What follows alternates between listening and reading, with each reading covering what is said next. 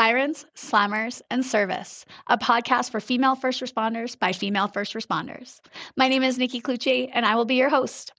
As a former correctional officer in Alberta for almost 2 decades and the founder of Blue Line Fitness Testing, which provides law enforcement fitness testing and first responder wellness workshops, I started this podcast as a way for female first responders to share the trials, tribulations, and triumphs of their daily work.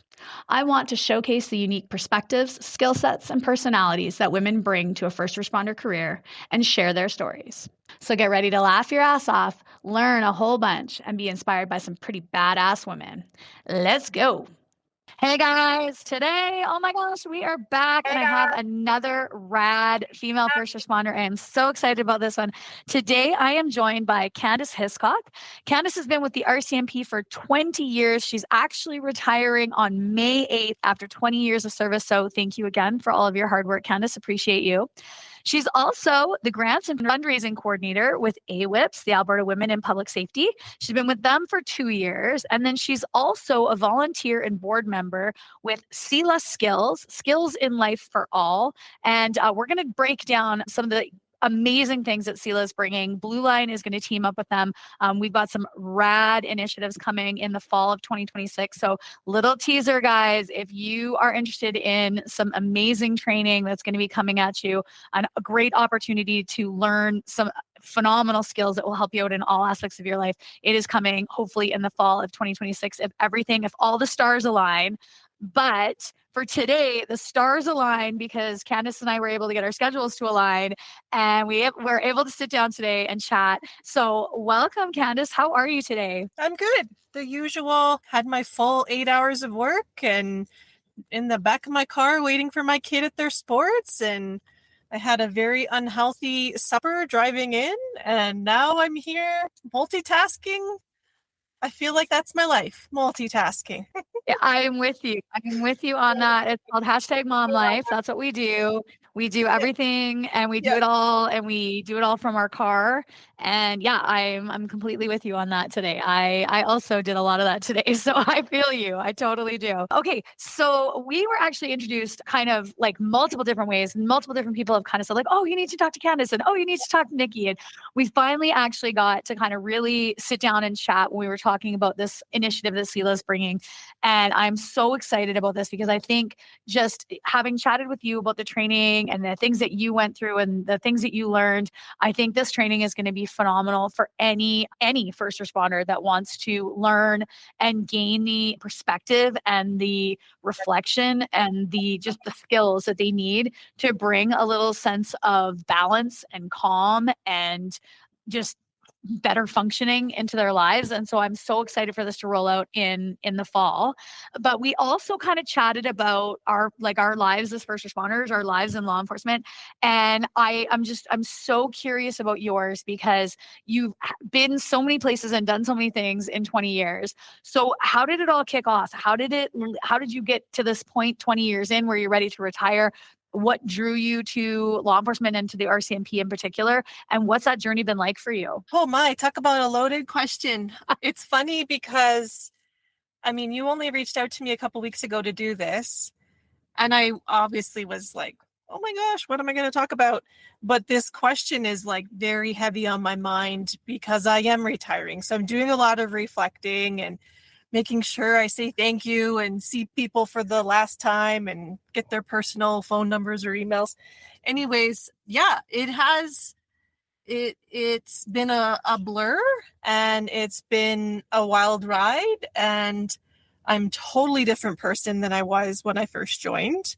I can't even imagine. I look at my kids now and like I was 20 in depot. And I don't know how anyone took me seriously on calls. Like my first posting was on a First Nations reserve up in northern Alberta.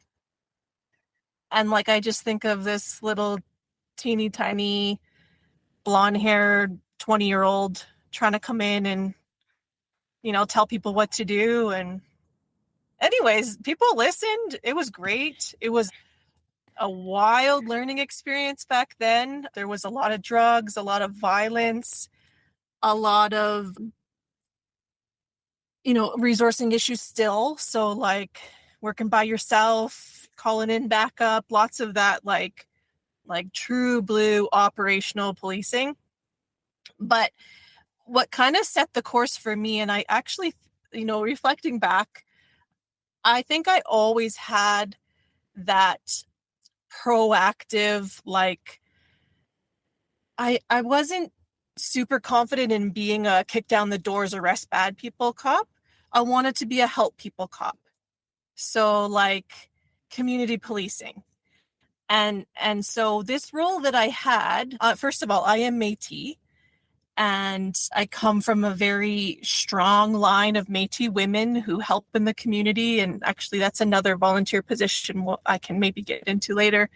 But always wanted to help people, quote unquote, I'm a police officer, I want to help people. But it was more than that. It was like, okay, I'm posted to a reserve. What can we do for the kids? What can we do with elders? What can we do for job placements and that kind of stuff? And it worked out really well because I was what was called a CTA member. And so that's like extra funding from both the province and the federal government to supplement that detachment. So my first detachment only had 6 members on the book provincially. And then the federal government, the provincial government, and that reserve all chipped in for 3 more members. And we were all CTA members. Technically, we're supposed to be 100% proactive and do all these wonderful things, do bike rodeos, do presentations with Health Canada, go to the schools, all that stuff. But of course, I don't think we ever had a full supplement of the original 6. So you get thrown on the watch. And yeah, we were just basically added in. But I still had opportunity. I definitely had kind of different bosses who wanted me to do that work. And I loved it. And, now looking back, I pretty much didn't stray from that anymore. So I left what we'll call frontline policing in Sturgeon Lake up by Valley View. And I went into a mental health role. So the Rural Police and Crisis team is the same as the PAC team with EPS. RCMP actually didn't have anything like that at that time. So I was the first one. I went and rode around with EPS, learned how they did their things, and then went back to my little, literally, closet in Beaumont detachment and started writing out everything and made the team. And so myself and a mental health therapist drove around to all the, I think it's 11 or maybe 12 detachments, which was called Provincial Capital District. And we would take all mental health related calls that weren't super straightforward. We weren't taking all the Form 10s. We weren't taking the super high risk, like they're in their moment right now and you just need to get a bunch of people and get them apprehended. We were taking the tricky ones where you had to go and interview them and you had to get some collateral information from their family and from their doctors. And I loved that job. I really, really loved that job because I love psychology. I think if I had my time back, I would have went to school some more and learned more about the brain and maybe went into counseling or some form of psychotherapy. So I learned so much from that. Truthfully, my only role was to keep the mental health practitioner safe. We made sure that we had backup advised if things went sideways. I made sure that if the person was escalating, that we left the house. So when I really, really got into some hairy situations, I started not to love it so much because I'm I have to take care of myself and I have to take care of this person and I have to do something with a crazy person. There were some wild stories. I could spend a whole hour telling you about, well, actually I probably can't, but yeah, there's lots of crazy stuff that happened with that. So when you moved, so you were up in Sturgeon Valley, I think you said, and then moved down into Beaumont. So did you was that you were hey, I want to do this, and so that's why you moved? Or were they hey, Kandis, we really want you to do this, but this is where it's going to be stationed out of. It's going to be stationed out of Beaumont. Come on down. That's a great question, actually, because it is a little bit scandalous. So I was in Valley View. It was Sturgeon Lake Cree Nation was my posting. Okay, yeah. It's actually a nicer reserve in that it's like 15 minutes from town. So I still lived in town. But it was a 5-year LDP at that time. And if anyone knows Valley View today, like there's way more amenities than there was when I was there.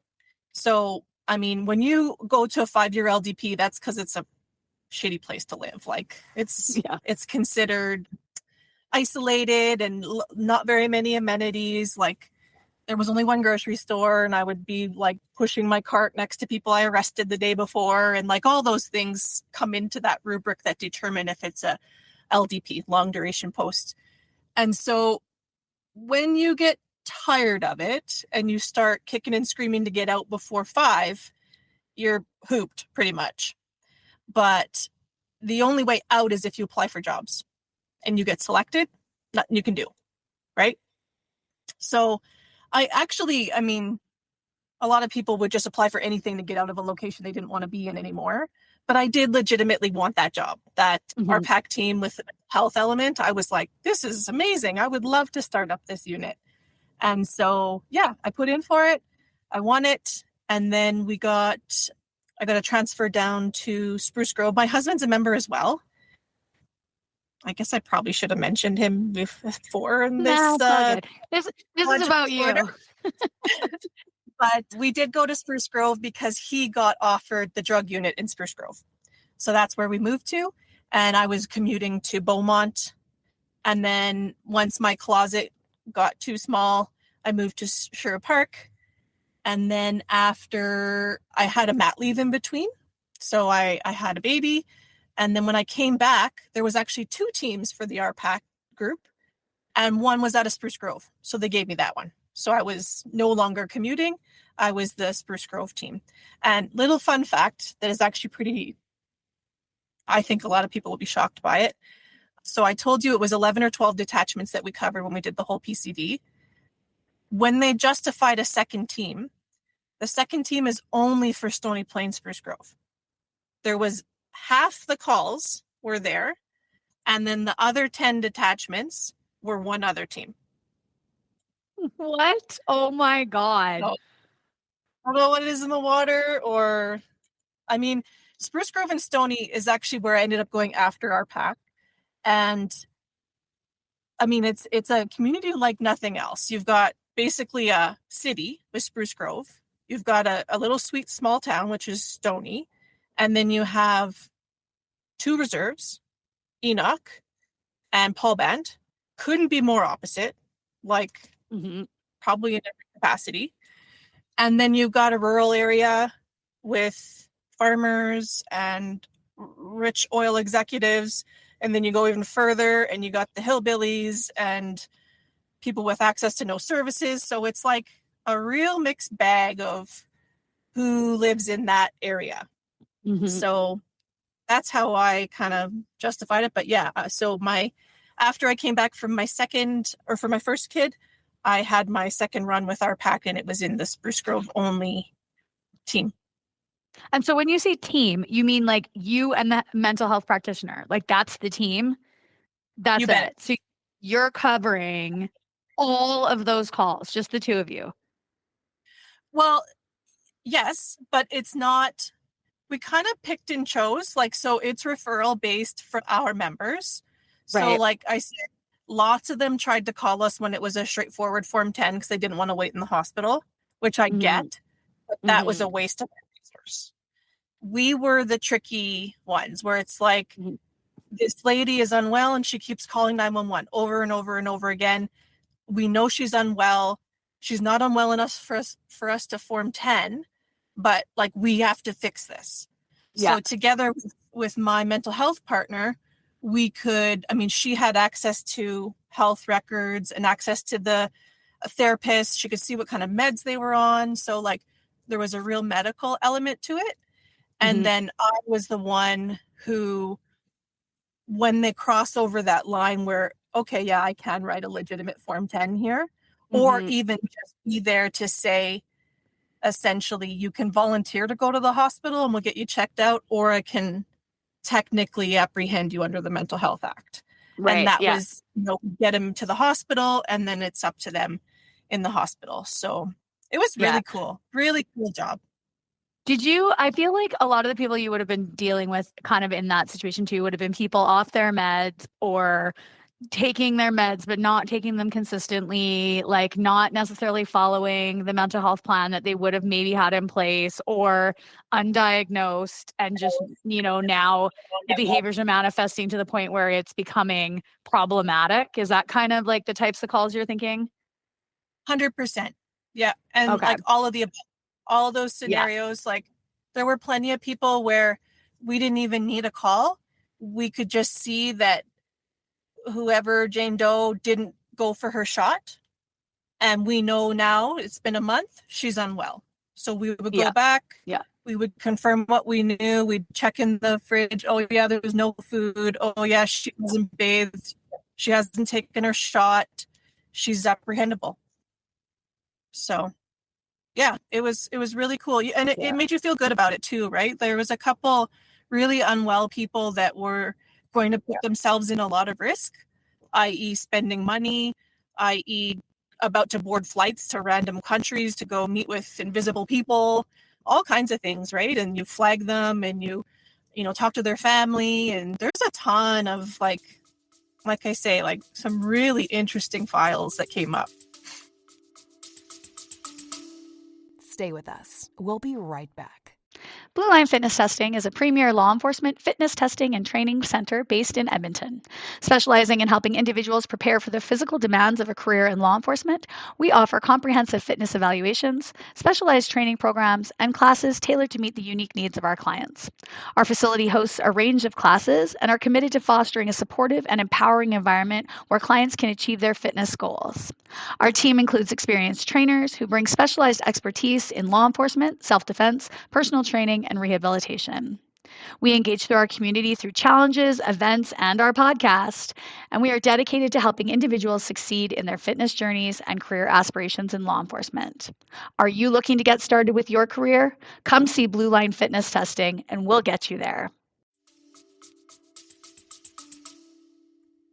Wow, that's really cool. Because I didn't even know that. That there's like those facets within police, but I didn't know that it was like a dedicated unit, which is good. And so now, so this would have been what, like 15-ish years ago? Yeah, there's like, I think 11, but I know that it's like taken off all over the province, and rightfully so, because these calls are a real drain on our frontline services, and they require that kind of response, right? They require someone who has access to medical records and can really like collaboratively try and solve this problem. Yeah, for sure. Yeah. Well, and like I said, it's good that that's happening. It's good that that was identified, that this is a need, and then resources were put towards it. That's awesome. And so then when you transferred out of that unit and did you go back to general duties with Spruce Grove? Actually, I had my second child. When I came back from work after my second child, I was struggling with mental health big time. And I took a period of leave. Actually, my husband had got a transfer to detachment commander in Breton, which is down by Thorsby. And so we lived in Thorsby, and I opened a day home for like about a year, almost a year. My babies were little. I had a really complicated pregnancy with my daughter, my second, and I just wasn't ready to drop her off at day home. And so I took a period of leave. It was really expensive back then. I think it's getting better now, but super expensive to put your kids in day homes. And our schedules were all over the place. So like we were looking at a nanny, and I think because I had such a difficult pregnancy, I just did not want to let go. So I was super happy once we moved to Thorsby. We brought in like 4 or 5 more kids, mostly members' kids, come and play at our house for the day. And they paid me, I think I was making about the same money, which is crazy. I often bring that up because like we don't pay babysitters anymore. Our kids are too old. But when we were paying them like $10 or $12 an hour. And I was charging $50 a day for the whole day, feeding them, cleaning them, activities, teaching, so it was pretty crazy. But props to anyone who runs a day home is in daycare, because it's a lot of work. I was like so happy to do it because I was raising my own kids and I was home with them.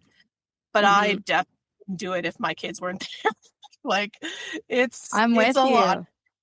Yeah, I'm with you. It's funny that you say that because after my second, I did the same. I'd been going through a bunch of shit at the jail. And right before I kind of announced that I was pregnant to everybody with my second was when the whole jail went on strike. And like, it was just an absolute fuck show. And like, I was so stressed for that whole pregnancy. I was just like a basket case. And when I went off, I was like, I'm not fucking going back. Like I'm going to find a job where I don't have to go back to that place because I'm a basket case. Like I can't do this. And I did the same thing. I was like, you know what? I might just open a freaking day home in my house because at the time I had two. And same thing, shift work. So, oh, can you watch my kid for 3 hours on a Tuesday randomly and maybe not for the next 3 days, but then I need somebody on a Sunday evening, like 9 p.m. till 11 p.m. when we're changing off and like no day home does that. No, right? Or either that or okay, pay full-time care, which at the time was like $1,800 a month to put your kid in full-time daycare. Like, why am I fucking working? Why am I working? Just take my paycheck. Like it's ridiculous, right? And so I went down that rabbit hole too of like, am I gonna do this? Am I gonna do this? But same thing. I was like, I am not a stay-at-home. That is not the journey for me. This is not the journey for me. I like being home with my kids. I like this, like it's good. But like this whole thing all day, every day. Oh no. That is not that I need to go away from here. And so yeah, I ended up going back to work. But it was a very serious like consideration of like, because yeah, if at that time when you can charge that much money, fuck yes, please. Bring the kids in. I'll do this. I'll do that for that money. It's the same money I'm making at the jail and I'm playing with kids all day. Okay. Not just playing with kids all day. With your kids, with your own kids. No, I think every mom that I knew, young mom at that time, we were all thinking the same thing because you were in some cases paying out more to go do a difficult job. Yeah. Right. We do our job for lots of reasons, but when you get pulled away from your kids and they're young and you got a little bit of trauma spiced in there and then you're not making money, it's like, what am I doing? So absolutely. So then you did go back after the year. And then where did you end up going back into? Because I was doing RPAC out of Spruce Grove, when I came back, my RPAC role was filled with someone else. And I had an opportunity to do domestic violence, which has always kind of been my jam. When I was in Valley View for, oh my gosh, at least 2 years, I was the only female constable. And so I pretty much did every sex assault. Domestics came in. They always used me. And I don't want to say used like a bad thing. I actually loved it. I really like talking to people. I did my college practicum at Zebra Center. And that was what I wanted to do. I wanted to be a child sex assault investigator. Like that was my one thing. And it's funny because at 6 months service, the RCMP send you to headquarters and they do what's called the new members training, new members something. And you get to talk to all the people in these fancy units, right? And I couldn't wait for this lady who was the child sex assault interviewer to come and talk to us.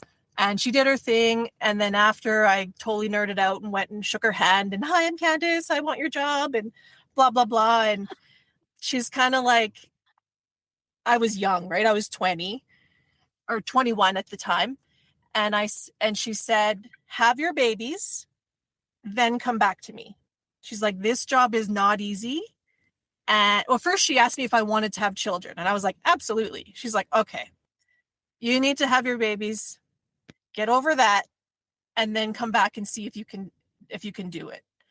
And she's so right. Like, there is no way. After I had my own kids, like I had to take time off for a couple of things, and work compounded that, of course, too. But again, big props to the people that investigate those, because things change once you have your own, and you can really like put yourself in the perspective of some of those victims and those moms and dads. Like, oh God, no way. I would never. Yeah. Yeah. But yeah. I was telling you that to say that I did get I really liked domestic violence files. And so, yeah, I started working domestic violence unit in Stony Plain. I was there for 5 or 6 years. Really love all the people I worked with. Really love the job, but it overwhelmed me. Like when I left there for my last like substantive role that I'm in now, if I didn't get that job, I was quitting, because I had just grown too sympathetic and, you know, really started taking work home with me. And I had a couple of victims die that I really like put in my effort. Had some pretty crazy files come up that really triggered me. And it was kind of the beginning of the end for Frontline for me. And yeah, it was tough. It was really tough. Stony Plain Spruce Grove at that time had like a ridiculous amount of domestic violence files, similarly to like the mental health files. And I was one member. And I remember pulling the stats for Red Deer, for Wood Buffalo, and being like, we're comparable, and they have like 8 people. And I mean, it probably makes it worse when you start looking at it like that, because you know, like and the resources are the resources. And my bosses were all great, but like I was burnt out 100% after that. Like I take my work home. And is there like, so because you mentioned it with Valley View being like a set post, like it's 5 years, you're supposed to be there for 5 years. Is there like along the lines of those kind of like specialty units, is there a set amount of time that you can be in it? Because I feel like on both sides of things, and I see this, I saw this in corrections all the time, it used to drive me fucking bananas, is that there's certain posts that are fucking awesome and they're great, and you get people in them and they know they've got a great gig and they've loved that gig and they're never leaving that gig if they don't have to leave that gig. So jail, I'm looking at you, rec officers and laundry guys. It's the easiest fucking gig. Gatehouse, easy gig. Big money, easy gig. They never want to leave, right? Because it's an easy gig. And so it was supposed to be that it was a 2-year post. You would go in, you do your 2 years, and then it would come up and somebody else would get a chance. What in reality happens is those people get in and they never leave. Nobody ever changes. It's never actually open to anybody else. It's totally unfair. One of the things I freaking hated. And so there's that side of things, right? Like maybe the PAC team, although like a lot of work, a lot of like mental stuff, a lot of stuff going on, but it's a really good, interesting gig, right? And then you get into domestic violence where that's like, holy fuck, those calls are heavy. That is a heavy mental load, emotional load, workload, right? And so then, you know, do those positions then maybe have a time limit where we catch staff before they burn out? For us, that would be like our maximum security pod or our mental health units, because you can only work those units so long before you start to go a little wonky donkey yourself and you start to go a little squirrely, and we can see our staff going crazy and we need to pull them off and rotate them through. And sometimes we do it in enough time and sometimes we don't. And that's, you know, the shitty thing too. But was there a time limit for any of that stuff? There isn't. And like, I do think, you know, looking back over my career, and I know you're going to ask me later for my one piece of advice, but you have to advocate for yourself. You have to like be aware of like how your work is impacting you, and ask your family, like, you know, get that introspection that you can't possibly have yourself, because there should be 100%, there should be like set time frames. The funny thing is, especially with RPAC, they can't get people. It's crazy. Like, I don't know why that is. It's something that's always vacant. I don't even know how many teams there are. So I obviously kind of am speaking to when I was paying attention to it. But I remember those postings were up forever. Now they are not always in the best location, which would Mm-hmm. affect it on its own. Staffing the Spruce Grove or the Sherwood Park would be a lot easier. But even Mm-hmm. from the other side, the mental health side, my partners changed all the time. Like there was Mm-hmm. heavy turnover. So yeah, and then with domestic violence, even more so, nobody wants those jobs. Like, and I think this is where it comes in. Like, I have up my bio. I can't remember if it's my AWIPS bio or my CELA bio, maybe both, where I say I've always thought of myself as more of a social worker than a police officer, because I Mm-hmm. love those roles where it's like, yes, there's a role to be an officer in this, but I'm using very little like police as Enforcement. everyone knows it in like those skills. I'm Yeah. using Yeah. different skills that need to be brought into the other Mm-hmm. complementary skills. But yeah, so finding people who are really passionate about it, like it's a grind, because even today in 2026, with all we know about domestic violence and family violence and sex assaults, it's still a slog to teach officers how to investigate properly, how to remain, what's the word, how to not get jaded, like fresh face Mm-hmm. every call, all of those things, right? And so primarily in the domestic violence unit that I was in, it was reviewing files and telling officers, sorry, you got to go back and investigate this better, or you didn't look at the risks here. So it's a lot of critiquing, and that is Mm-hmm. not an easy position to be in, especially when you're a constable, right? Mm-hmm. Like I'm a peer. Yeah. And then even worse when you got to go to the supervisor who already signed off on this file and say, sorry, you're not following policy right now. Like, Yeah. it is not a job that a lot of people want to take, because you are literally, I mean, and I don't want to, talk shit about investigators. They're busy, Mm-hmm. they're Yeah. staffed, they're just trying to get every call done. So like, Mm-hmm. no slight on them, but they do miss things. And that was the Mm-hmm. purpose of those positions being there, was the second set of eyes. But no one likes to be told that like you did a shitty job, you need to go back and do it again, even though Mm-hmm. you're like, it's, you can be as nice about it as possible and Mm-hmm. just say, I would have missed that too. And, Yeah. it's still more work they have to do and they have no time to do it. Right. Yeah. So Yeah. I get why they were frustrated, but yeah, all this to say, no, not a lot of people are putting their hands up for those jobs.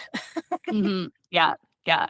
Yeah. And so then from there, you went to the role that you're currently in right now. Yeah, which is actually kind of a convoluted thing as well. So I put in for a promotion. I really didn't care about the rank. It was just the job that I loved. Like the description was diverse community engagement. And like I said, right from go, I learned like I love community policing.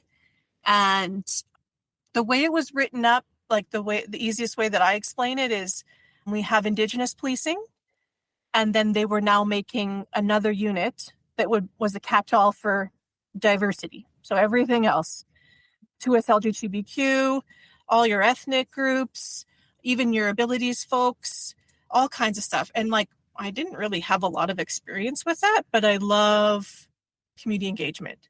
So I won that job at the perfect time, because I actually took a period of leave, and like it was kind of like I need to get out of this situation or I need to find Mm-hmm. another career. Mm-hmm. So yeah, it was great. Unfortunately, I was only in it for 4 months, and then they asked me to act as the sergeant in charge of domestic violence for the province. I had that for 13 months. I was supposed to do it for 1 month. It was a 1 month. I said like, no more DV. And then I said I would do a couple meetings and just wait till the next person came in. And it ended up being 13 months.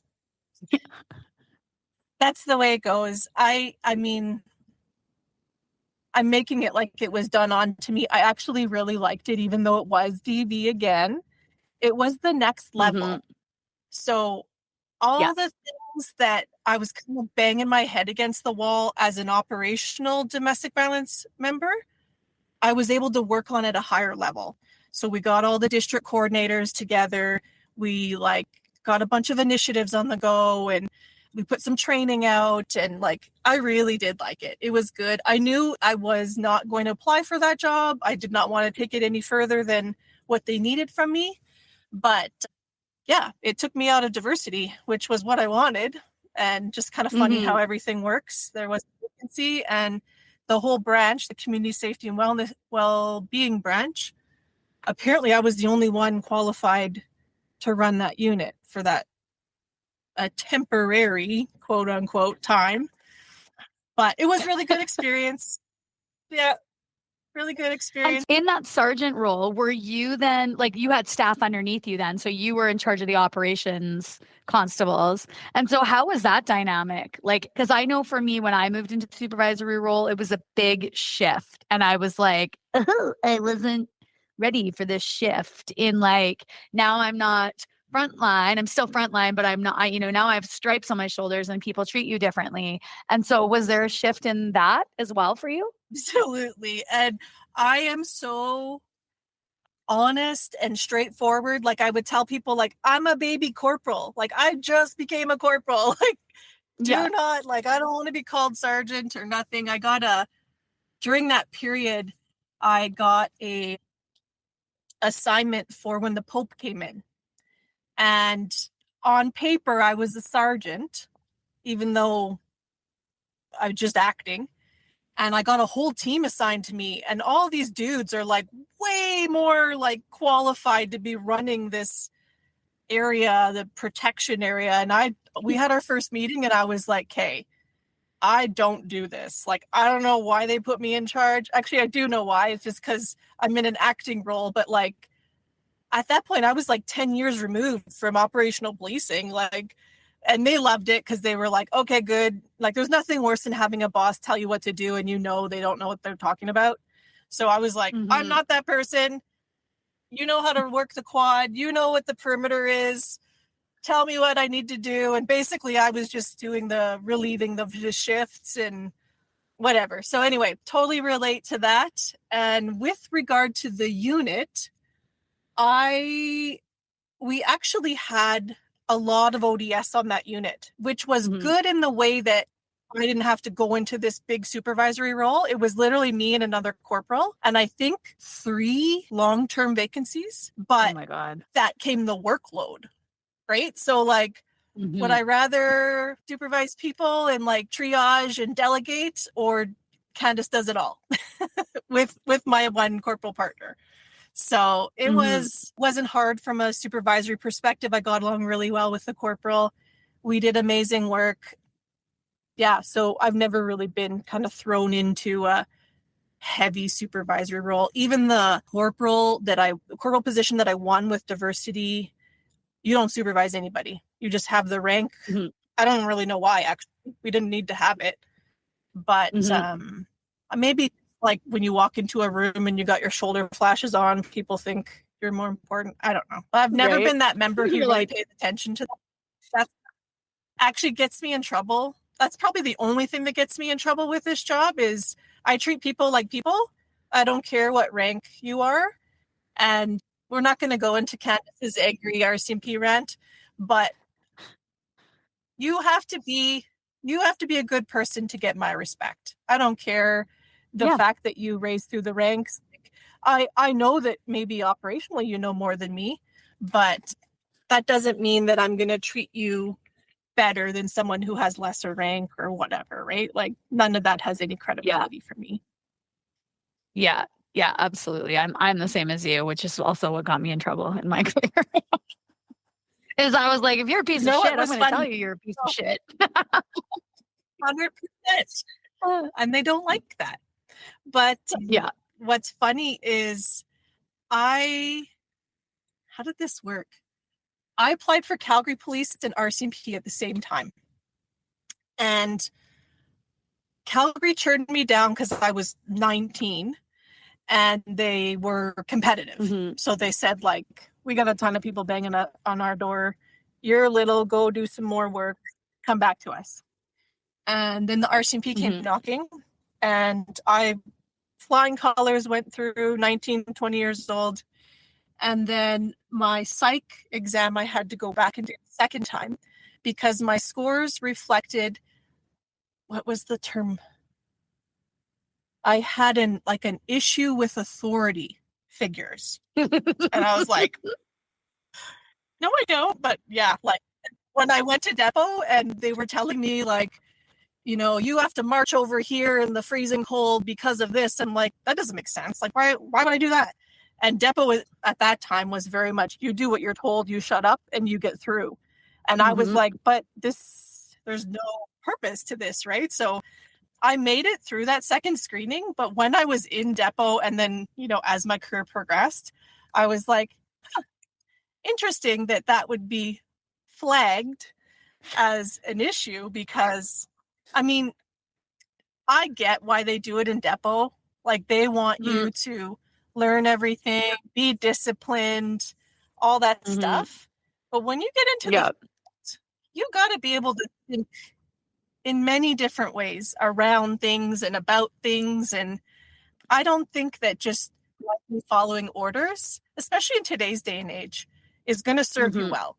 Like you need to be able to question authority. And I guess we're still getting in trouble for doing it. So those dinosaurs up top gotta retire so we can change the world. But we'll hope that happens at some point. I'm passing the torch for now in May. So there you go. Yeah. Well, and that's a perfect segue. So you finished up with the domestic violence, then you've been on leave for a little bit here, getting ready to retire, which is so exciting. I'm so excited for you. But along the way, jumped into AWIP. So probably the last two and a half years or so, joined up with AWIPs. And so have you always been the grants and fundraising coordinator? Or did you join in a different role and then this is just your current role? I should have at the beginning of this said that I have a terrible memory. So we might record this and have it go out and someone's going to be like, she's full of shit. This is it. But that's my caveat that my days are probably wrong. AWIPs. So when I was really struggling, I've discovered AWIPs through really, really great friend of mine now. She's a member as well. And what happened was I signed up and then I was selected to go on a retreat within like months. And this retreat was life-changing in the way that I saw my peers in law enforcement as support. And I think that's a critical thing for both men and women, but even more so for women with children. You don't look at your peers in law enforcement as people that can help you or even just listen. I don't know why. I just felt like I could do it myself and whatever.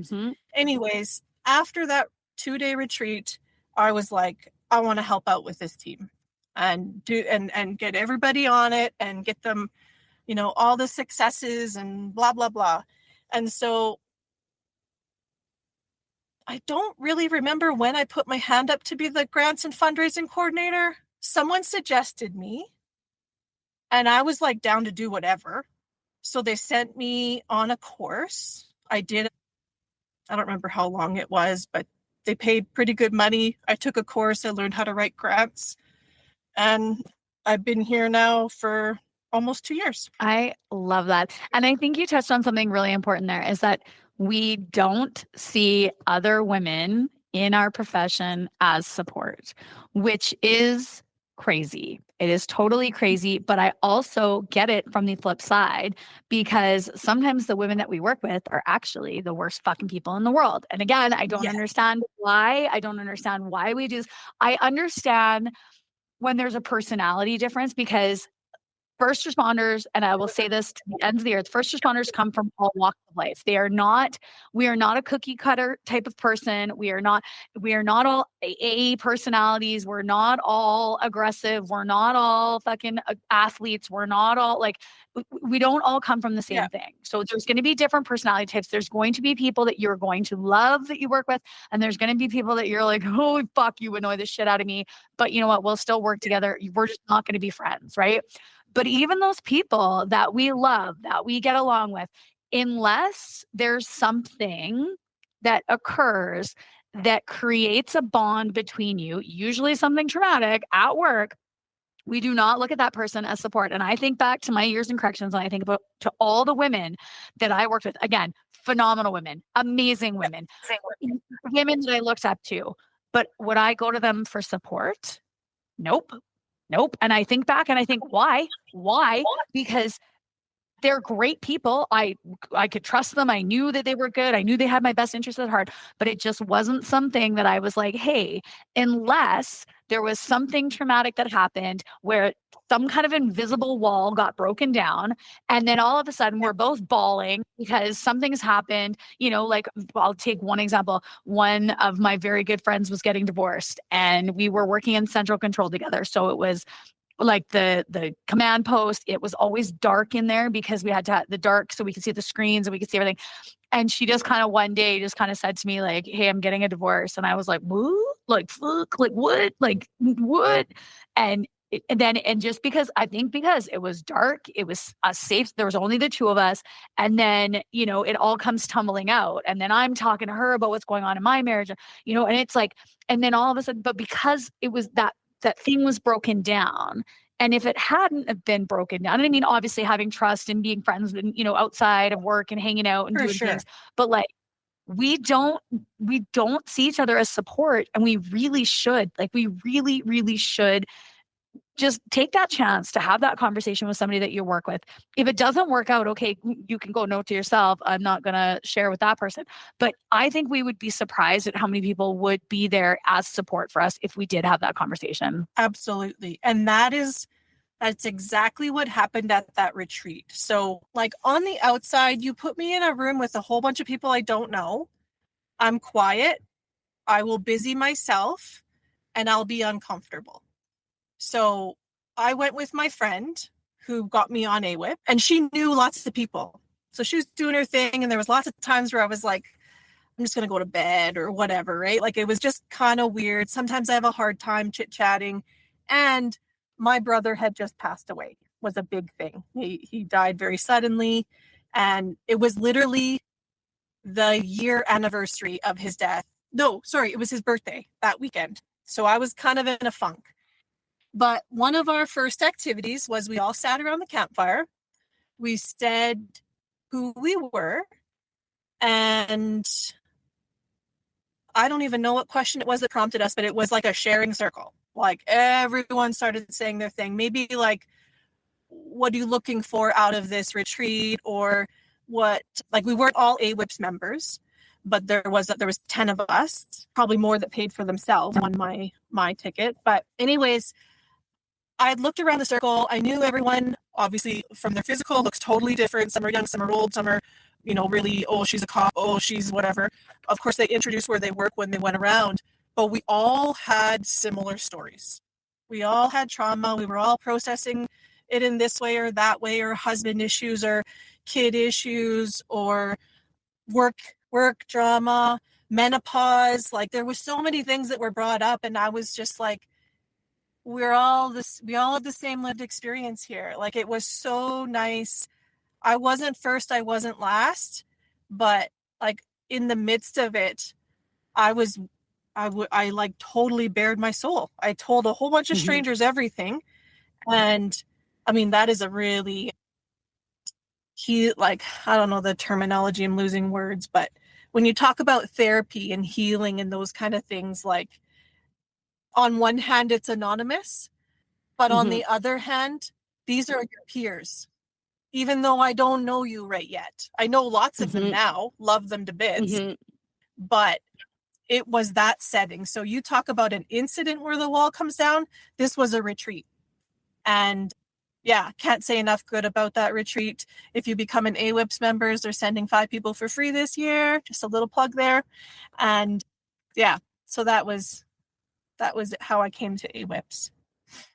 I love it. I've got a little program up my sleeve that I've been working on kind of on the DL that I'm going to approach AWIPS with around the mentorship program and what I kind of want to do with the blue line side of things. And just every single person that I've talked to that's part of AWIPS has been and is just an absolute rad human. Like incredible people doing great work, putting it out there, doing over and above what they need to do for both work and family and AWIPs and everything 100%. else. Like, just incredible. So yeah, if you are part of public safety right now and you are like a female that's out there and you're not part of AWIPs, get on the train, join the cool kids, There'll be the link to join will be in the show notes, guys.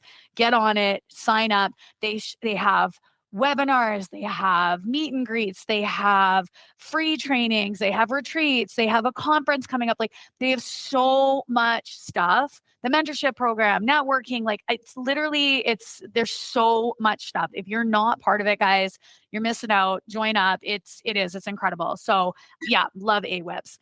And then on top of that, then you also joined SELA. So tell me and tell our listeners about SELA. So SELA is dialectical behavior therapy, which is a big, scary term that I know I can't do any justice defining, but it's basically how to deal with really high stress situations with your voice, with your emotions, keeping your emotions in check.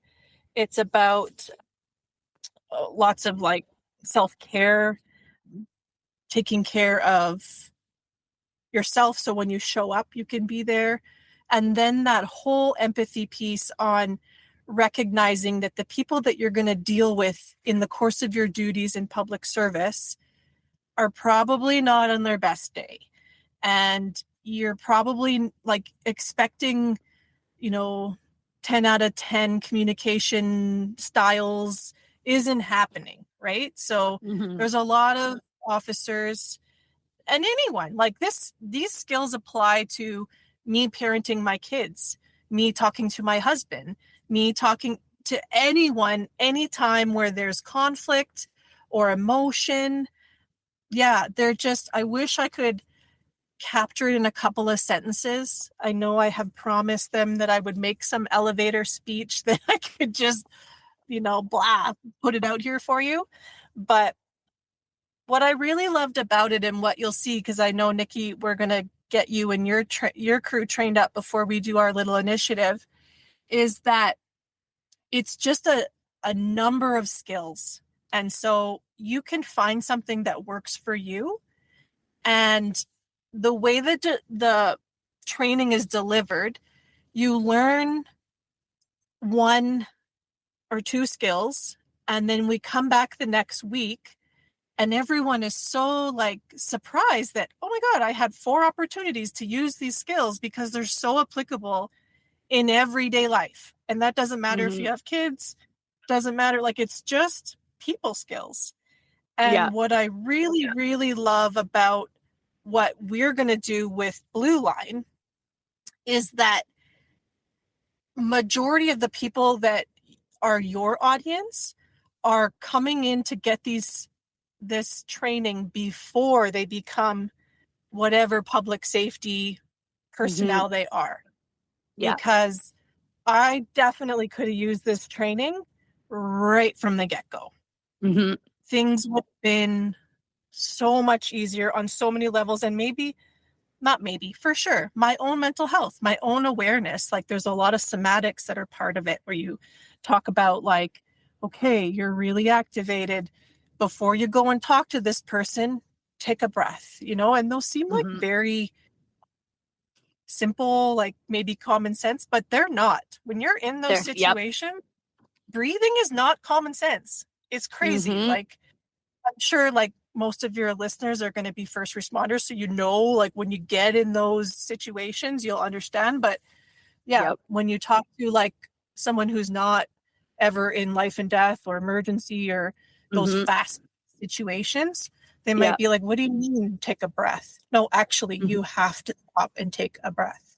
Yeah. Like I do right. No, it is. It's true though. Because it's like, we're trained to react immediately without thinking, which is like, sounds counterintuitive, but without stopping to think because we need to react, right? And so while we're reacting, we are thinking, we're like fucking processing 90 things at once and making a very quick decision in our brain. But we don't think, in quotation marks, about how am I coming into the situation? What did I just come from? Did I just come from something where I was amped up and I haven't actually had time to even process that as I roll into the next situation? And so now I'm already amped up and I'm going into a situation where I'm going to be more, I need to go higher, or it's going to result in me being higher because I'm coming in already above where I should be. And if I just took one deep breath and let my body kind of reset, would I then not make a shitty decision? I was actually thinking about this today, which is so crazy because so being out of corrections, I've been out for 6 years. Sometimes there's still things that like just pop into my brain randomly about like just a scenario that happened at work, or like, oh, I really didn't handle that one very good. Like, like just random shit will pop in my head. And I was thinking today, my supervisor of mine, Ken, that I absolutely have the most respect for, mentor, phenomenal staff member. I grew up underneath him. Like I started when I was 22 and he was, mid 40s. He was like, my surrogate dad along the way and guided me very well along the way when I was making stupid decisions, or when I overstepped my bounds, he would kind of give me the gentle, like, shut the fuck up. Like, you can't say that. No, you can't. Don't argue with me. Right. Like that is a direct order. Okay. Yes, sir. Right. But he was good about it. And I remember him coming in. I was the acting manager, and so he was the director. So he was like the top dog, and I was kind of like middle, and then the supervisor and the frontline staff. And something was going on. I to this day I can't remember what the fuck it was, but I was in a panic mode in the DDO's office, and I was like, like fucking just like, what the fuck? We need to do this, fucking this, blah. And like he came through the door, and he just stopped, and he looked at me. And I knew I was amped up, and I knew I wasn't like thinking like effectively. I was thinking a million things because I was like, there's so many fucking things I have to think about, and there's so many staff I have to activate. I think we had to call in the tactical team, and it was like, there was like a bunch of shit going down. And he walked through the door and he pulled me aside and he said, I need you to take a deep breath. And I was like, I don't have fucking time to breathe right now, Ken. And he was like, I need you to take a deep breath. It's like insulting at and that I was time. like, and I was like, we have fucking shit to do, Ken. And he was like, I need you to take a deep breath. And so I took a deep breath, and it just that micro reset. And he looked at me and he said, right now, you look like you don't have any control of this situation. And you're the supervisor, you're the manager, you're the big boss. You cannot have your staff come through this door right now and see you like this. And there was already like some staff in the office, right? And he's like, they've already seen you. You look like you don't know what the fuck you're doing, and you look like you're out of control. And like, that was like a snap of like, I was like, because again, as a female, I don't look like I know what the fuck I'm doing. I was like, the fuck I do, right? But if he hadn't grabbed me and said, you need to take a deep breath, I would have gone out like a fucking fucking chicken with my head cut off, right out there like a fucking idiot, and lost the staff's respect because this is our fucking boss, and she's like a fucking train wreck over there. And just that one moment of, you need to take a breath. Oh my God. Like, you are right. I did need to take a breath. Thank you for amazing leader. Totally right? Phenomenal. Like, always mad respect for him. To just recognize coming through the door, and just, he was like, I gotta fucking stop this like Tasmanian devil that's just spinning in the middle of the office, right? And like, but you need to take a deep breath. That's all. He did have to say it to me 3 times. I'm not gonna lie. So friends out there, if you're seeing your partner spiral, you might have to ask a couple of times before they acknowledge that you are correct and they do need to take a deep breath. But that's exactly it. So, and I think this training is going to be I'm so excited for it. I think it's going to be phenomenal. So again, listeners, like, stay tuned. Information is coming. It's coming down the pipe and it's coming hot. And I can't wait for it because it's going to be such great training for everybody. And then it applies to all facets of your life. It's not just for work. It's not just for traumatic calls. It's not just for, dealing with your shit that's already built up. Like, this can be used throughout your life, throughout the different things that you're a part of. And so, so stay tuned for it because it's going to be amazing. So love it. Okay. I know, right? Okay, so I want to wrap up because I've talked your ear off and I know that you probably have a million other things to do with your busy life, but I always wrap up with rapid fire questions, super fun ones, super easy ones. So number one question for you, when you were working and you're out on the road and you're going to mental health calls and you're going to domestic violence calls and you're going to blah, blah, blah, what was your favorite food or snack while you were on shift? I've heard you ask this to so many people, and I think of two things. So first, I was the person who always had a candy jar in her desk, like stocked, ready for people to come in. So like I didn't go anywhere without like a couple of Jolly Ranchers or whatever in my pocket. Outside of that, the only other thing I could think of was I had 2 children, so I was working the front desk pregnant twice. And I really liked Tim Hortons peanut butter cookies. And oh my God, the amount of Tim Hortons peanut butter cookies people would bring for me, I like never want to see another one again, like ever. But I remember like my drawer, one time I opened my drawer and there was like 5 cookies in there. And I was like, am I miserable today? Or like, what's going on, people? Like, yeah. So those are my definitely candy. When I was like on the road, like a lot of people answer this question, like midnight, like super operational. I was in Valley View, so there was nothing open. Like, I think there's a Mac store where you could get like terrible, like, what is that brand name of like Donairs? We call them ass bombs because as soon as you eat them, you got to run to the bathroom. So like we tried to avoid ass bombs. They weren't terrible, but you knew what was coming afterwards. So yeah. I fucking love that. Ass bombs. Yes. Okay. Well, I wonder if anyone will know what I'm talking about. They're like these, like, it's just donair meat and like a pita and maybe a piece of matzo cheese. Anyway. Oh, I did pretty good at steering incredible. away from that. We didn't have fast food. And then I was working like with RPAC.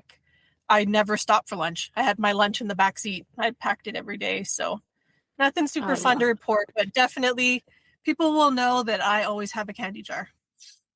I love it. A candy jar and ass bombs. Perfect. Yeah. Check. Oh my God. Incredible. Okay. Number 2 question.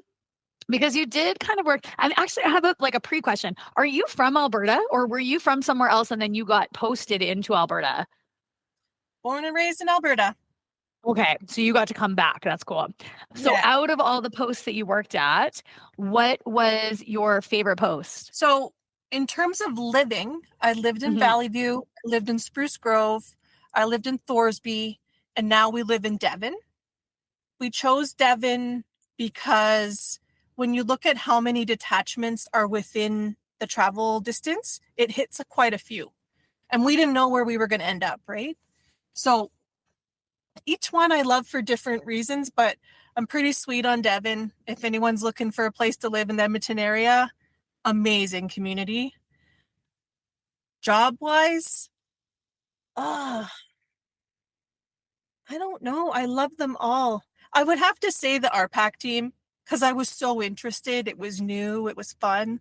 I wasn't afraid at that point. Like my PTSD then kind of turned into, I can't be an operational police officer. So this was when I still thought I could take down someone with a knife and get my partner out safety. Like I think about it now and I'm like, oh my God, I was so oblivious and thank God nothing bad went on. But yeah, all that to say, I've loved everyone. Like they've all been interesting. You know, I look back on my 20 years and I do feel very blessed that I've done different things. And truth be told, I didn't know what I wanted to do when I left high school. As a kid, I thought of all kinds. I wanted to be a veterinarian. I wanted to be a hairdresser.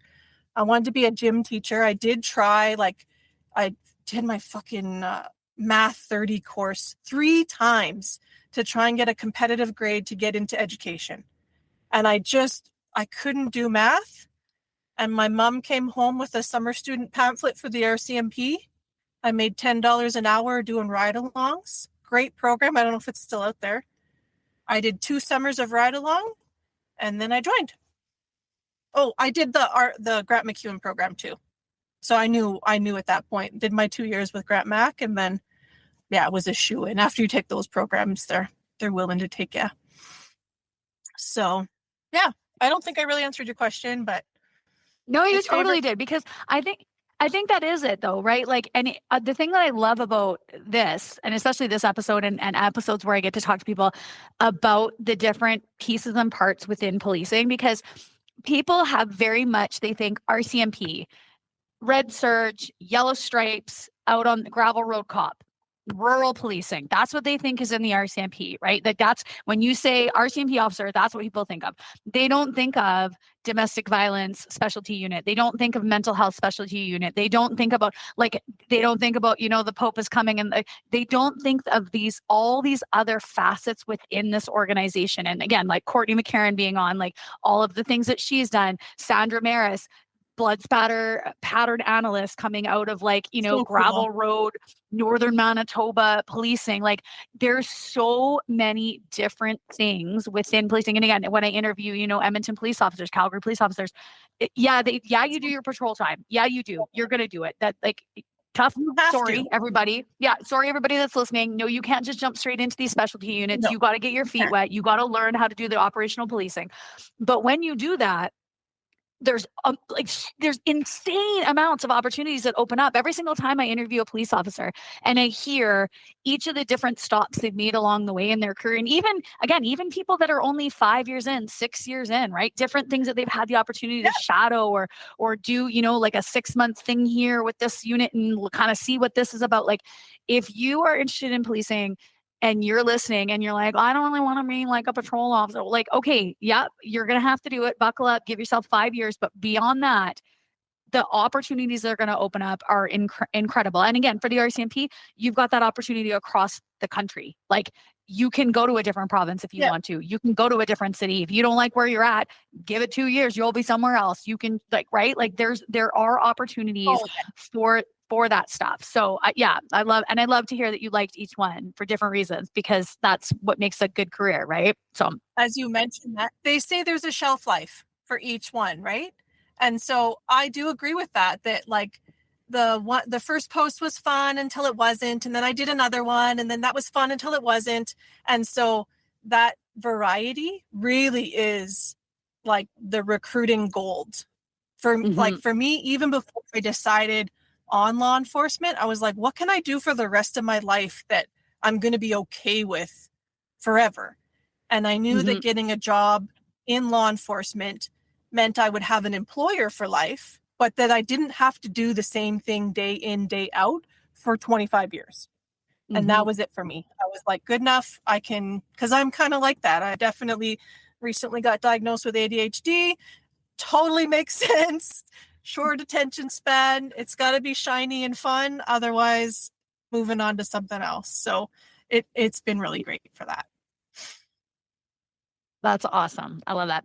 Okay, last one I have for you is, what is a piece of advice that you would give to somebody that's looking to start a career in, it could be policing, could be RCMP, could be law enforcement, could be just public safety, first responder world. What would you say? Well, it's definitely going to be about mental health, because that's been a big part of my journey, and just the way that I am. I like to preach, and I know, like we talked about lots today, there were times when I didn't ask for help, and it wasn't like an active avoidance thing. It was, I don't even know what it was, stigma. I wanted to be strong. I thought these weren't legit feelings, whatever the case. These jobs are hard. They are really hard. And there is 100% a toll. It takes a toll. There's no two ways about it. You're not going to get in and have a career and not be affected. And society and like our police culture is coming around slowly to the fact that like, this is a real thing. No one gets out unscathed. And this is why I'm so excited for our project to be hitting people before they get in, because that is the message. Yep. Start your self-care early. Be open to criticism from your friends and family. For me, I did not take time. I did not get help until my husband literally cornered me at Christmas time with my mom and said, you need to go off work. That's what it took. And I already knew I was crying every day. I was not doing well at work. Like, I already knew, but I literally needed someone to tell me, and it shouldn't have to be that way. Like, when you're unwell, you're unwell. It's legitimate. We do have excellent, they take care of us, right? I've been going to OSI clinic. You can get therapy.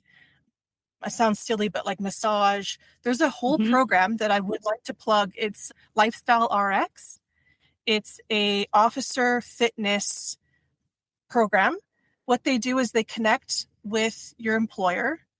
I believe they said Alberta police officers, but I don't know EPS or Calgary because I'm not one of them. They tap into my health benefit package. They drain it, and I have them for a year. So I have full access to a trainer, a doctor, a nutritionist, and a coach. And they are giving me a 1-up on everything. And it's been amazing because especially for the females, stress equals weight gain.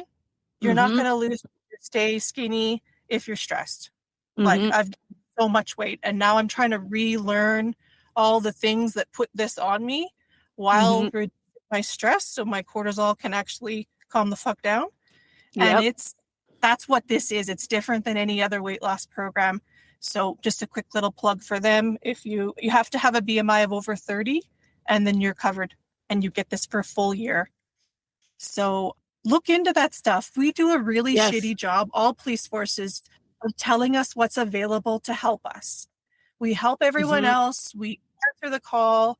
We're, blah, blah, blah. Thank you for your service.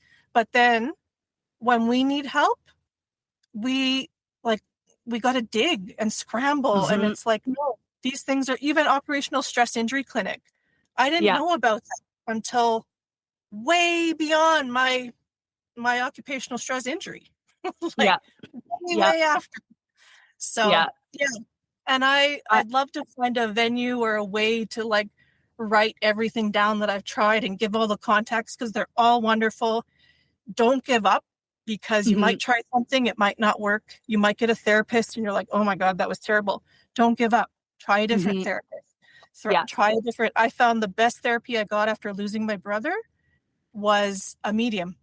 I went and spoke to a medium, and it changed my life. It was like, she said, in my actual psychologist said 60 minutes with that medium was 6 months worth of therapy.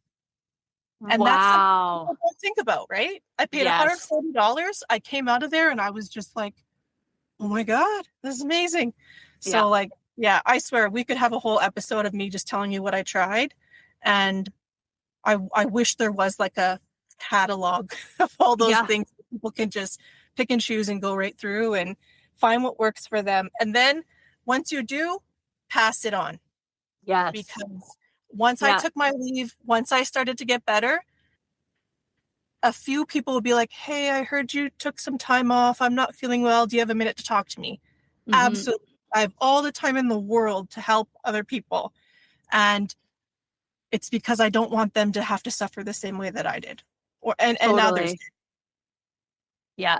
Totally. Yeah. I love that. I think that is. And it's because there's different things that work for different people. So you can say, oh, this is what works. Okay. Well, that works for you. It doesn't work for me. It doesn't work for them. Right. Like, but it was amazing for you. Awesome. Right. But like to have a full catalog, it's a brilliant idea. It's a brilliant idea. Yeah. Yeah. Well, again, it was so fun talking to you. Thank you for carving out the time. Thanks for being on the show. Thanks for sharing your journey and all the incredible work that you've done and all the incredible work that you're continuing to do as you move into retirement.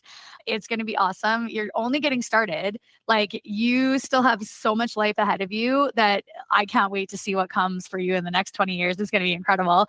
And I think I'm going to have you back on the show in maybe like in a year, we'll do a check-in and just see where you're at a year on after being retired, because I think it would be super cool to hear all the fun things you've been up to, or at least our listeners. I'll know because I'm going to stay in contact, but our listeners can hear what's been going on. So yeah, that's awesome. Any last words for the listeners? I just have to do my plug for AWIPS. $25 membership gets you so much more. Check out the website. I know Nikki's going to put all the links up underneath. Same thing with Sela Skills. If you want, if Stila skills sound interesting to you, the ladies that facilitate it right now, they're working for free all the time. They have all kinds of free seminars or buy donation seminars. We'll put their links in the chat as well, or however, whatever you call it when you put it, attach it to this. Yeah, I love it. And with regards to, again, back to AWIPS, we have a conference coming in October 2026. I'm not even going to say the dates because I might get them wrong. It's going to be in Edmonton. We got amazing speakers lined up, and we're looking for sponsors. If there's any businesses out there that want to tap into that demographic of people, they can hit us up through the website. And of course, we want people to come. So watch for it, join us, and that's it. Those are my plugs. Love it. Love it. Love it. Love it. All right. It has been so fun to talk to you. I hope you have an awesome rest of your day. Thanks, Nikki. Talk to you soon.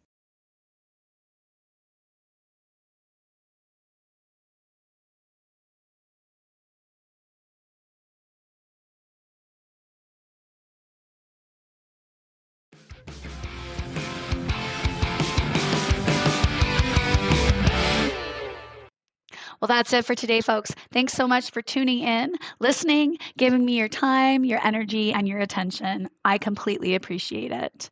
Make sure you check out our next episode with another badass female first responder anywhere you get your favorite podcasts. And follow us on Instagram and Facebook at bluelinefitnesstesting.com. I hope you stay safe, keep your head on a swivel, and watch your six.